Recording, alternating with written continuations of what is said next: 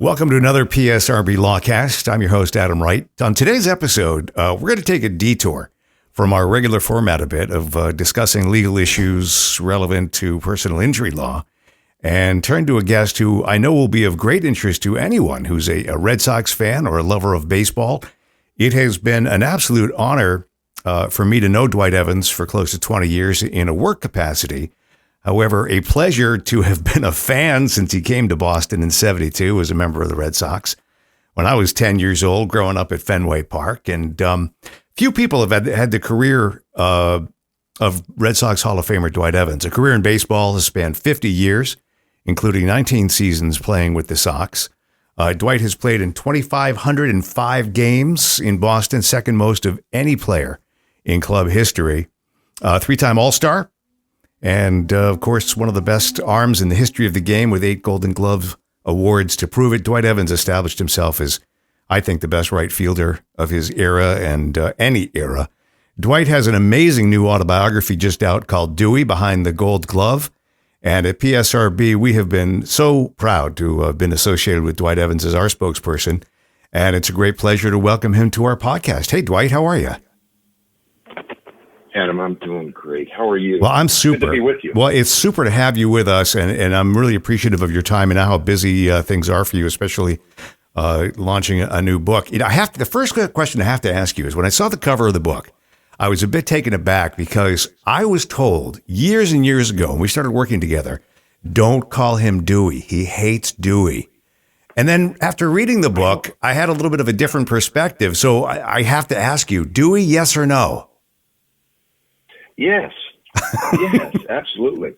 There's a story about that, and it's not a great story, but I was in single A, and Don Locke, who had about 7-8 years in the major leagues as an outfielder, he's the one who taught me, taking angles at fly balls and cutting off certain things. He really helped me out. But we had a guy named Don Newhouser and another guy, a Latin player, Louis something. And so Newhouser was Newey, and Louis was Louis, and he threw a Dewey on me. There's really no story to it. But I came up at the age of 20, and the manager put me in left field in a day game. And Dick McCullough, any baseball fans out there that are older would know Dick McCullough. And second baseman, shortstop for the Tigers, hits a fly ball to left field.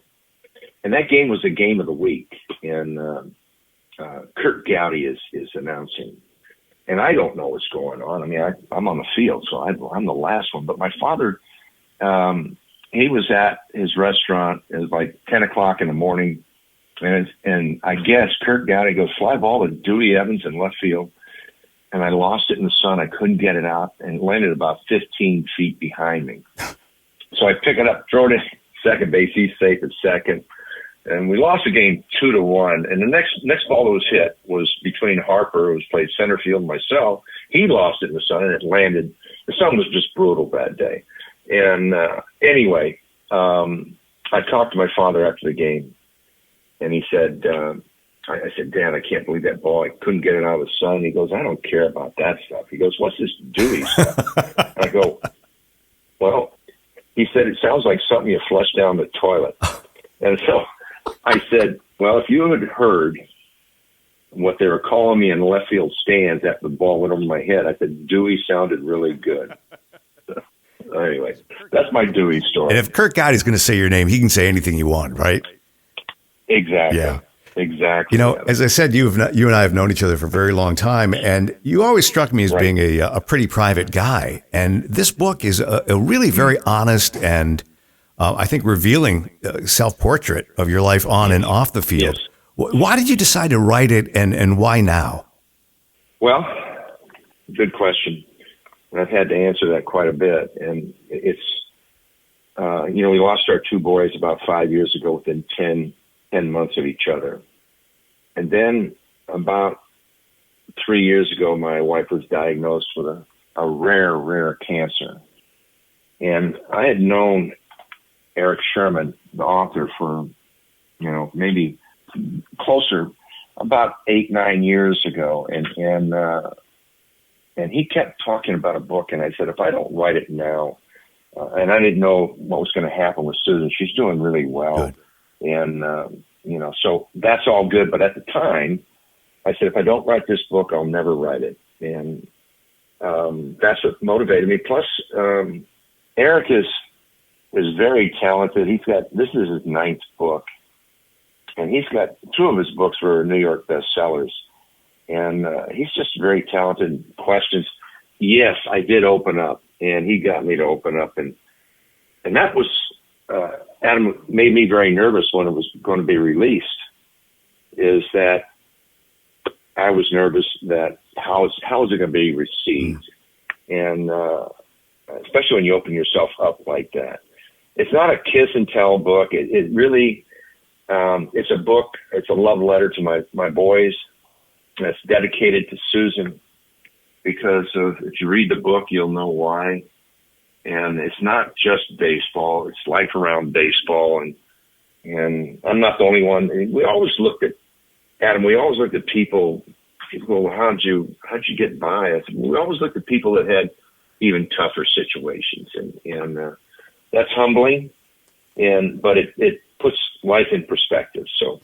Well, it's amazing. That's why I wrote it. Yeah, and I'm so glad you did, because you're right. It's not just about baseball, and I want to talk a little bit about the kids and Susan. One of the things that I didn't realize was you and Susan have been together since high school.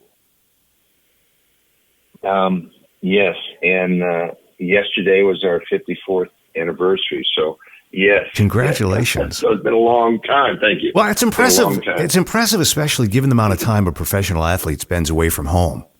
And I know that you talked about her being nervous about that when you were first starting out, because all the other wives had said, "Oh, you better watch out. This is what happens when they go." That was in the minor leagues. And I know the gal, Bunny. I'm not going to say her last name.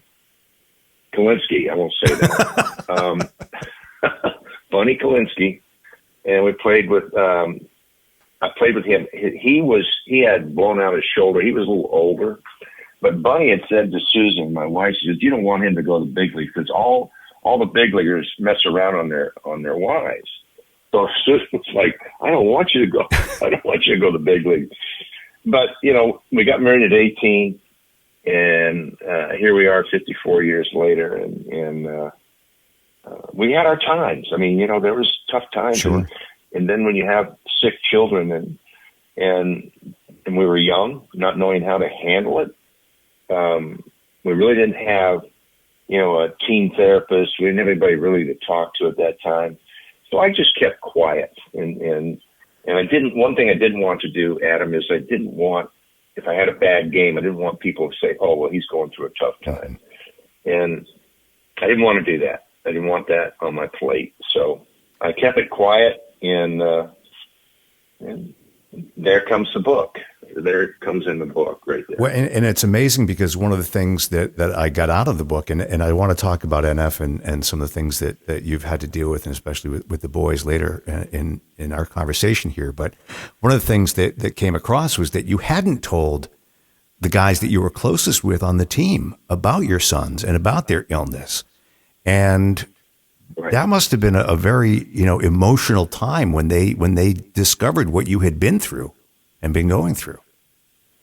Yes, the one that I was close with and I could talk to him about it was Carl Yastrzemski, and he would listen, and not knowing what to do or what to say, but at least I could talk to somebody, and he was the one. And Jimmy and I played 16 years together, Jimmy Rice, and and he, we had a golf tournament for NF, which my boys had, neurofibromatosis, we call it NF. And he read there was a story about us, and Jimmy and I had to do something the next night. We played in a tournament, and we were together and we were speaking, and Jimmy first, and he started tearing up. And he said, "Dewey never talked about this. I never knew what he was going through." And this was, 2001 or 2002, 12 years after I was out of the game and as a player. But Yeah, Jimmy is emotional, big, strong, tough guy, and has has a tender heart. And yeah, I probably could have talked to him, but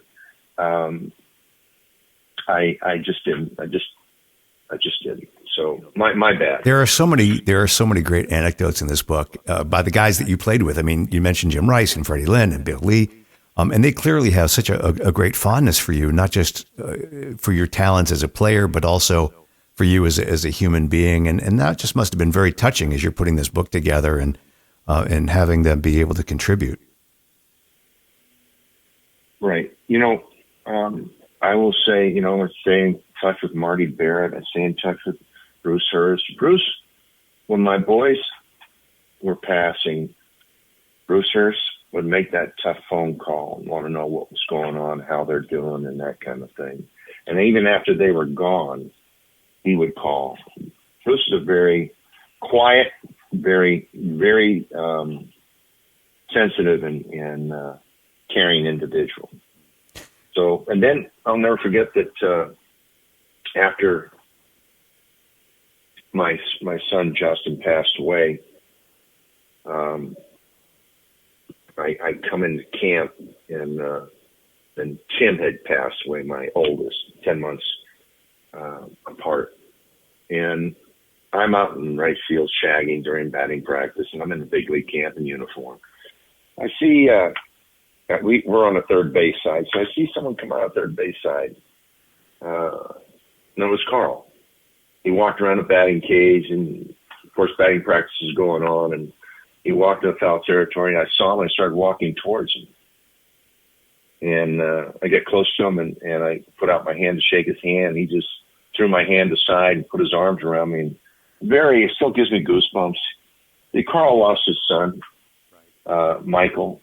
Yeah, and he understood, so he knew, and that's still, a lot of people don't know Carl. He's a very private individual, very caring, and that meant a lot. Yeah, he wrote the foreword to your book too, and given how much he stays out of the limelight these days, I think that says a lot. I mean, obviously, you guys played together for a lot of years.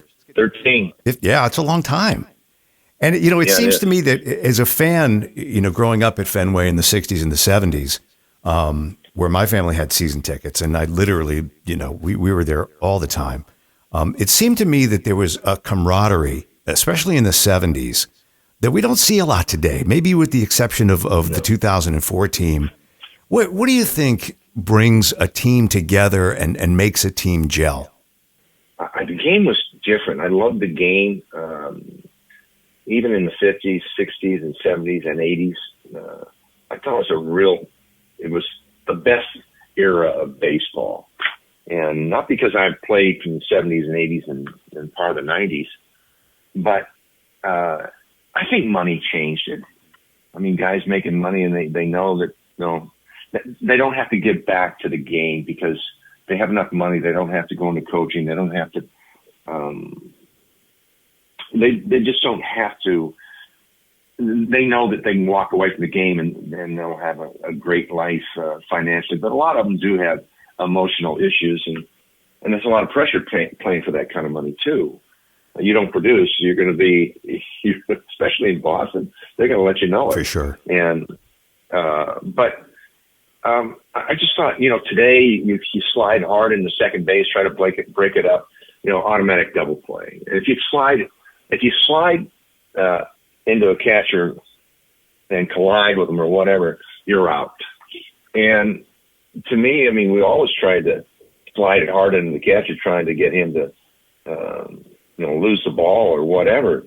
Now it's those things have changed. I do like the pitch timing, pitch 20 clock. seconds in play. That's really sped up the game, and they were going too far with the only thing I don't like is just like the Red Sox last night they lost. Mm-hmm. But that extra inning, they put a man on second base. I don't like that. I know they're trying to speed up the game, but I think they can let it go to the 12th inning and then maybe put a guy at second base to kind of, so you're not going through 15, 18 innings, but we didn't have that. We didn't have that. It was all baseball back then, and it was your teammates were like brothers. I mean, we loved each other. We fought inside the clubhouse just like brothers do. And when you play 162 games, you could be really quick with your temper, and people go, well, you guys don't do much. Well, try playing 150 games out of 162. It's very trying on the body. And I remember Cam Neely coming in, and Cam would come over and sit in my locker, and we'd talk, and he'd go, how do you guys do it? And I looked at Cam and I said, what do you mean? How do you guys play every day and get up for every game? I said, we can't.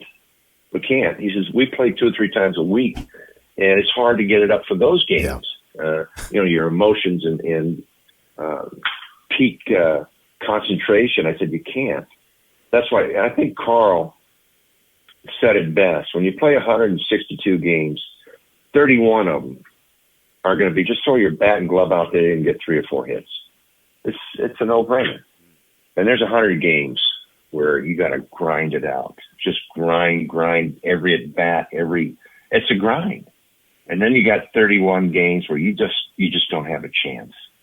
And the guys that maybe 10 or 15 of those games get a jam shot, swinging bunt, or a bloop over the first baseman's head, and they get 1 hit in those, say, 10 to 12 games. Those are the guys that hit 300. And it really is. I mean, there's 31 games you're overmatched, and you're physically gone, you're mentally gone. So, well, that's why I think it's also, I think it's one of the only professional sports, or any sport, where it's a team sport. You're only as good as that 9th guy. Unlike, basketball or football, it's the entire team having to play together. Maybe that is the difference in the game with some of these guys making the money that they do. They see it themselves as more of individual contributors as opposed to a team effort. Right. We did, we wanted to make money. Don't get me wrong. Well, you have a great story about your first, signing your contract with the Red Sox, and your parents on the couch with you, needling you, saying, take the money, and you holding out. Can you tell everybody that story? Yeah, I can. And it's in the book. And as many of these things we're talking about, but I'm 17. I'm not even 17 and a half. And the Red Sox draft me. And Joe Stevenson comes over the next day. He called me the night before saying, I want to come over and try to sign it. So I sit down on the couch, and my mother on one side, my father on the other side. We had no money. We had food on the table. Don't get me wrong. But we really didn't have money. So I remember I had to work on my grandfather's farm and ranch to play Little League. And if I worked real hard, he gave me $20, and that's what it cost to sign up for Little League. So that's the kind of money we didn't have. So he comes over, and he looks at me, pulls his chair up, looks at me, and he goes, well, the Red Sox, after about 10, 15 minutes of telling me how good the Red Sox are. I didn't even know who the Red Sox were at that point. I knew the Dodgers, Giants, because you're a California guy too. California. Yeah. Well, I first 10 years were in Hawaii. Yep. And I spent 7 years in California where I signed. So people say I'm a California kid. That's fine. I'm really Hawaii and California. But he pulls his chair up, and he says, after he tells me all about the Red Sox, he says, the Red Sox are willing to offer you $7,500 to sign right now and get going with your career. And I looked at him and I said, all due respect, Joe, I said, Mr. Stevenson, I said, all due respect, but I'm not signing for $7,500. And he throws his arms up like I'm a snot-nosed kid. And and he goes, well, he throws his arms up like, what do you want? And I said, meanwhile, I'm getting an elbow on each side of my ribs from my mother and my father. They're going, let's take this. Let's go. Yeah. $7,500. We never had money like that. And I said, I'm not signing for that. And he goes, well, what do you want? And I said, well, I want $10,500 and I want a college education. And he threw his arms up again. He goes, well, I don't have the authority to sign you to that kind of money. So I'm going to have to call the Boston Red Sox. You guys have a phone? Of course we had a phone. We had one phone. They had a cord that would go 60 feet to one edge of the house. It's in the kitchen back then. We only had one phone. And he gets on the phone, and my parents are just hammering on me on the couch, just going, what are you doing? And I had a possibility of going to University of Wisconsin, promised a scholarship, and playing football. And I love football. So I said, well, he said, they don't want to give me that money. That's what I'm going to take. I'm going to Wisconsin, University of Wisconsin. I'm playing football. So they weren't happy with that. So he talked for about 15 minutes. We could hear him. He was only like 15 feet away in another room. You could hear everything. Wow, this kid is really good. I really like him. I think he'd be great for the Red Sox. I think he went on and on with that kind of conversation. Well, he comes back out and he pulls up his chair again. He goes, well, kid, you're quite the negotiator. He goes, the Red Sox are going to give you $10,500 and they're going to give you that college education. And I went, great. So now my parents are really happy, you know. And so 2 days later, I go, I don't see Joe Stevenson. Even when I made the major league, I didn't get a letter or a call or saying congratulations and that kind of thing. I didn't talk. That was 1969. And 2002, I'm not a player. The last time I played was 19. Last year was 91. So I come back to the Red Sox in the year 2000, 1999, 2000. I did some coaching with the White Sox and with the Colorado Rockies. And then I become the hitting coach for the Boston Red Sox. And this is 33 years later. Not heard a word from this man. So it's the writer's dinner, baseball writer's dinner, Boston baseball writer's dinner. They give me some kind of award coming back in an organization, being a hitting coach, and they made something up. So they fly in 82-year-old Joe Stevenson, who I hadn't seen in 33 years. We're behind the dais and behind the curtains, and we're catching up because I hadn't talked to him. And little did I know that he spoke eloquently. I mean, he loved the mic, and the mic loved him. We all know people that love the mic, and the mic doesn't like him. So, you know, those guys like to stay on, but we try to get him off. But he was really fascinating. He started talking about, you know, he said I was the best player he ever signed and this and that. He just went on saying some nice things. And he goes, one thing that Dwight didn't know. And he said, he didn't know in 1969 that I told him I didn't have the authority to call or to make that, or give him that kind of money. So I had to call the Boston Red Sox. What he didn't know is I picked up the phone and I dialed my home number and talked to my wife for 15 minutes. That's incredible. And so he had the authority to give me pretty much whatever I wanted and a college education, but that's how he negotiated. And you know, the long of it is that I made it, you know, after I came up at 20 and played 20 years in the major leagues. My last year with the Orioles, but he, not seeing the guy for 33 years, and he comes up and tells me that he kept that under his belt for a long time. That is just a great story. Are you sad that you didn't finish your career at the Sox as a player? Absolutely. Yeah. Absolutely. You know, that's in the book too. People say, why'd you go to Baltimore? I said, well, I got fired. I didn't have a job. And in my day, you played till you couldn't play anymore. And, you know, the Red Sox had told me, I told them, I said, 2 weeks, I had broken my back in my final year, 1990. A stress fracture, but still a broken back. And very painful. And I was limited to DHing and playing. I don't know how many games I played, maybe 115 or something like that. And I just wanted to retire. And I went to them. I went to the front office and said, just do me a favor. All I want to do, I don't want a big, you know, affair or whatever. I just want to say thank you to the fans. And I don't want anything. I just want to say thank you, and I'll retire. And they didn't give me that. They didn't give me that opportunity to say thank you. And the way it happened was, I came in probably a week after the season. I came in to just kind of straighten my locker out. I was in a running suit, and one of the Al Forrester, who had been there since Jesus was a kid, and he comes in, he passed me on the shoulder. Hi, Dewey. I said, hi, Al, how you doing? He says, Lou Gorin wants to see you up in his office. I go, what? So and nobody's in the ballpark but Al Forrester and me, and they're upstairs. And so I go up and I see Lou, and in the corner is Joe Morgan, and the lights are off, but the blinds are open behind, so I could see Lou's silhouette, and I could see Joe Morgan over in the corner, his silhouette. I couldn't see real clearly because it was bright with those lights coming in.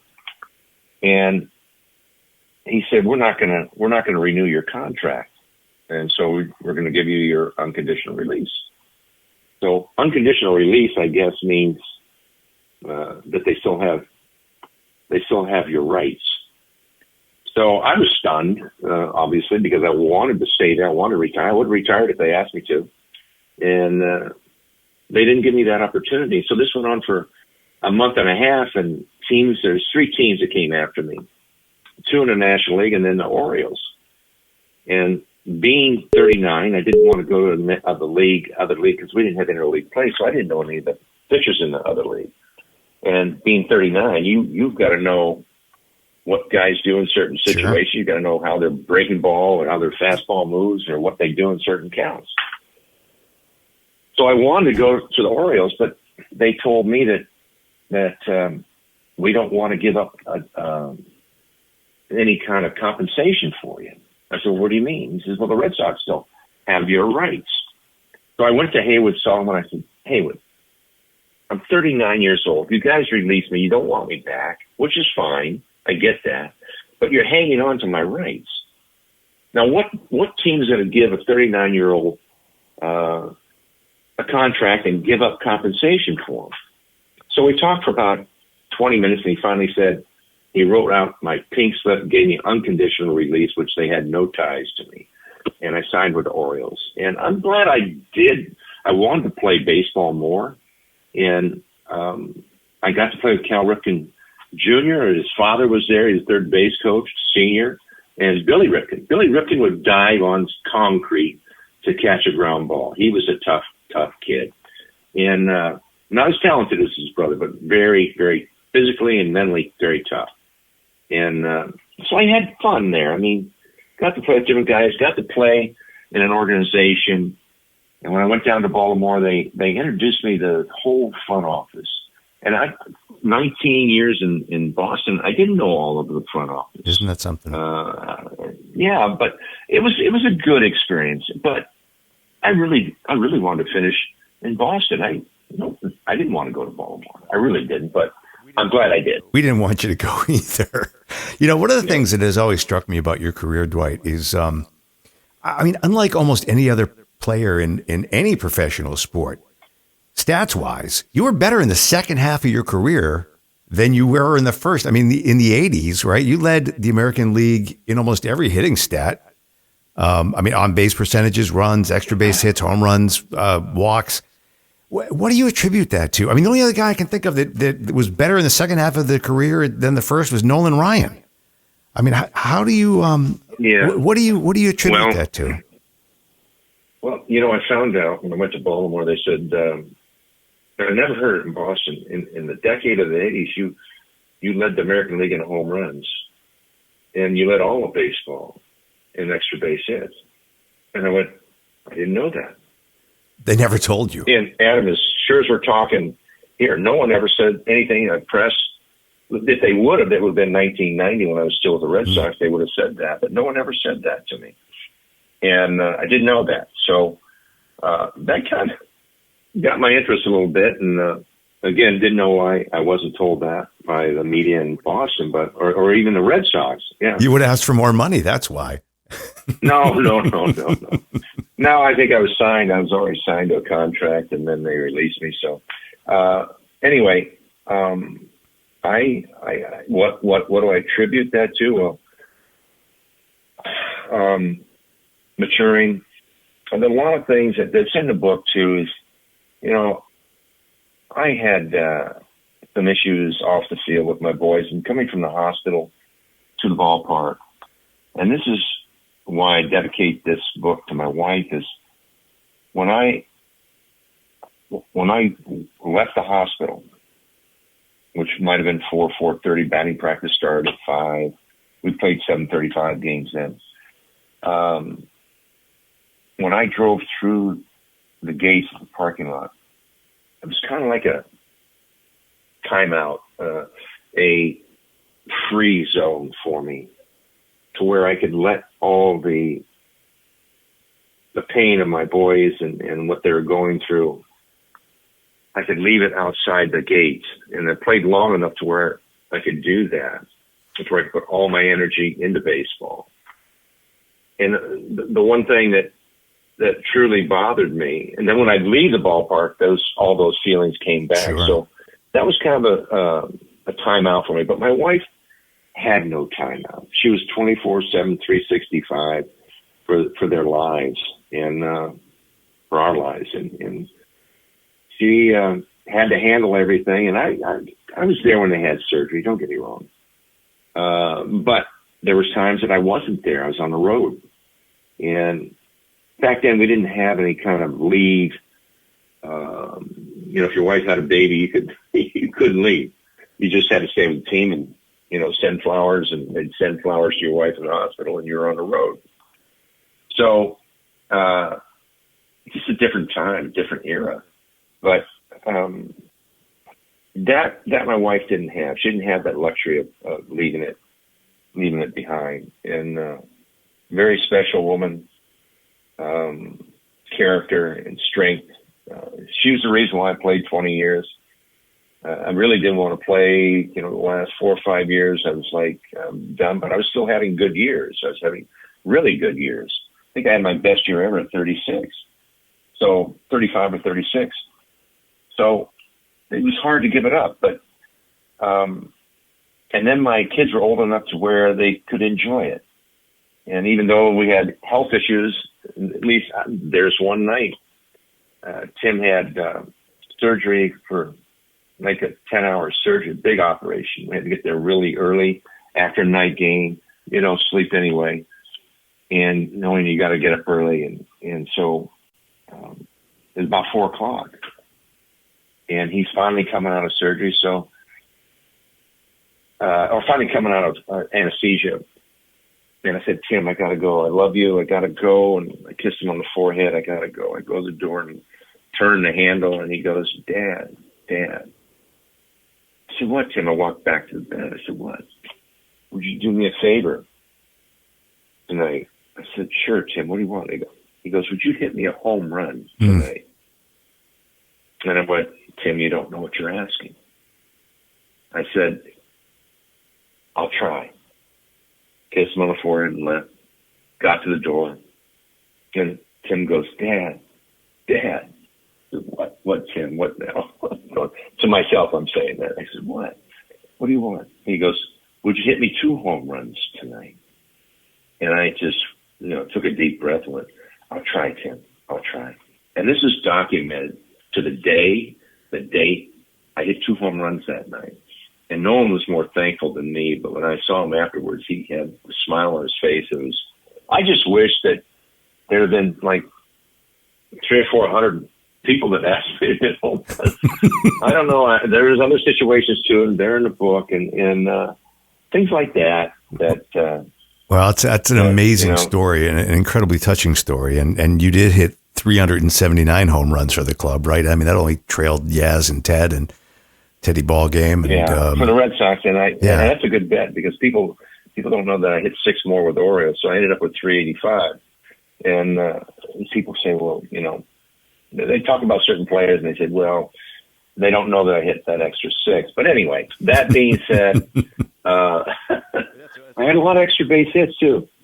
Yeah, it was wonderful. It was. Before I let you go, and you've been so generous with your time, I am so appreciative. Thank you. There is this the thing that knocked me out in this book was the whole chapter about Teddy Williams and your first meeting with him and how that colored your relationship with him for a long time. I want people to buy the book and enjoy it as much as I have, but would you tell that story about meeting Ted Williams and what that was like? I will. I try to condense it as much as I can. In those days, we were in Winter Haven, and the 40-man roster was all on the same field. Now we've got several fields, and you split them up.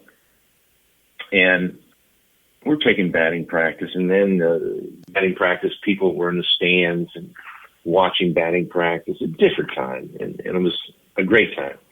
I see Ted Williams. He's probably about 40 feet past the infield and lined up with second base, the second baseman in right field. And I'm 20. And I said, well, I'm going to go say hello to Ted Williams. I had not been formally introduced or whatever. He was there. And he had his arms crossed, and he's got a fungo kind of dangling from his right hand, leaning off his left side because his arms are crossed. A line drive would be hit at him, hit his legs. He'd just lift up one leg or move, and the ball would go by. Or by his head, he'd lean one way, and the ball would go screaming by his head. He'd totally engaged with what's going on at batting practice. So I walk up to him. I said, "Hi, Ted. It's Dwight Evans." I'm Dwight Evans. I put my arm out, my hand out to shake his hand. He didn't even look at me. He goes, "I know who you are." And he had a voice. If you ever met Ted, he had a voice that would boom. I mean, it was booming voice. And he goes, "I know who you are." And I said, "Well, I started talking to him, and I didn't get a look. He was watching batting practice. He didn't even look at me. He didn't even give me the time of day.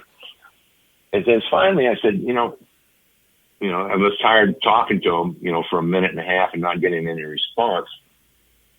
And I finally said, "Ted, can I ask you a question?" And he goes, "Go ahead, kid." And in his gruff way. And I said, "Ted, what were you thinking, like 2-0 and 3-1?